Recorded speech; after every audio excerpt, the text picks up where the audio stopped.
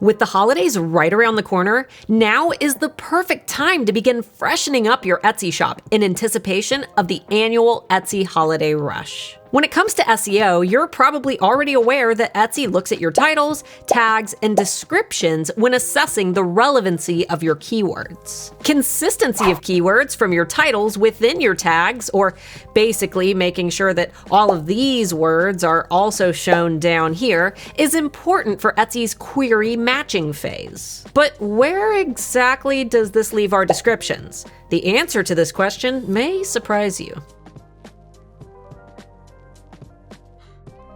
For anyone who may be new here, my name is Starla, founder of the Handmade Alpha Academy for Etsy sellers and manager at erank.com, Etsy's most popular SEO tool. And over at eRank, it's my job to understand how Etsy's search algorithm works, as well as how sellers should be optimizing their listings in order to appeal to that algorithm. And while keyword optimization of tags and titles has remained a pretty consistent strategy for the last 10 years, the proper strategies for optimizing descriptions has changed a lot. And because of this, many sellers are still utilizing outdated practices. For example, 10 years ago, sellers would copy their entire title and place it at the top of their description in hopes that this added keyword consistency would help Etsy to better identify what they wanted to rank for. That was until Etsy clarified that descriptions were actually not a factor analyzed by their search algorithm. Instead, they explained that it was actually Google that utilized our descriptions. And fun fact, if you know anything about Google SEO, you probably also know that it's dang hard to rank over there, since you're competing with the entirety of the internet rather than just Etsy sellers. For years, most sellers didn't even worry about optimizing their descriptions at all, which remained the case until 2022,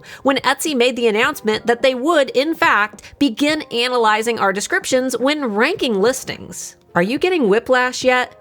Stick with me because it goes further than that. For nearly a year, sellers assumed that this announcement by Etsy meant that utilizing keywords from their titles within their descriptions was now best practice. And many even reverted back to the 10-year-old strategy of copying those titles into the top of their description, which, let's be real, it was never a good strategy to begin with. However, 3 months ago, Etsy dropped a huge bomb that you probably missed. During their Etsy Up event, Andrew Stanton, Etsy's product director of search, briefly explained how descriptions actually work in relation to the algorithm and search ranking. We pull out many of the same things that Ratish was talking about: styles, material, sizings.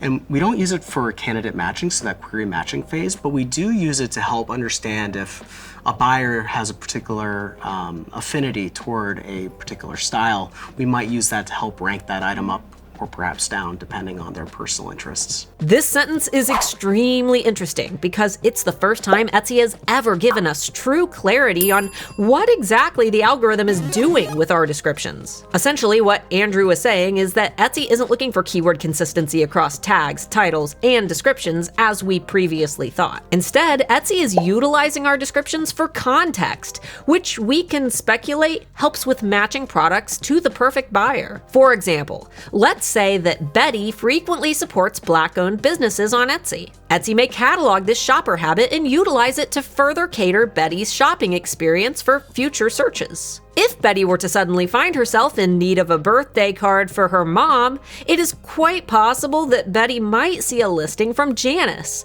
who happens to utilize the phrase Black-owned business in her descriptions, even if Betty's initial query did not specifically utilize keywords related to Black-owned businesses. And this is just one example. Context could indicate a specific style, such as mid-century modern, a theme, such as Halloween or Gothic, or even a specific color palette like earthen tones. As a part of Etsy's machine learning technology, this process helps shoppers to more easily find items that they're most likely to buy. And this added consideration of context is a great thing. It means that rather than competing against the entirety of Etsy, sellers are able to more easily rank and search for the customers who are most likely to buy their items, almost like Etsy is playing matchmaker. So, what does this mean for us? It means that you don't need to focus so much on stuffing your descriptions with as many keywords as possible,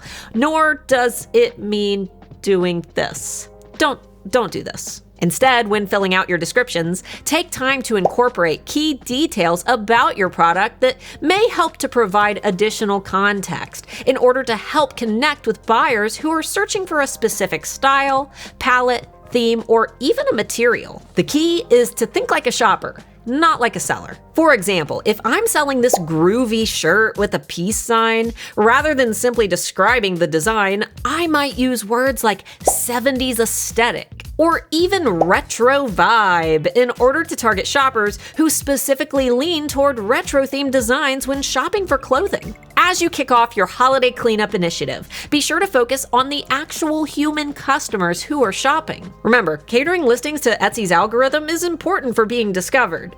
But when it comes to converting those shoppers into buyers, accurately describing your items and positioning yourself as a human brand is equally important. And in terms of appealing to the algorithm, be sure to click the link up here and down below to grab my free Etsy SEO toolbox. It's loaded with videos and trainings to help you optimize your listings in time for the holidays.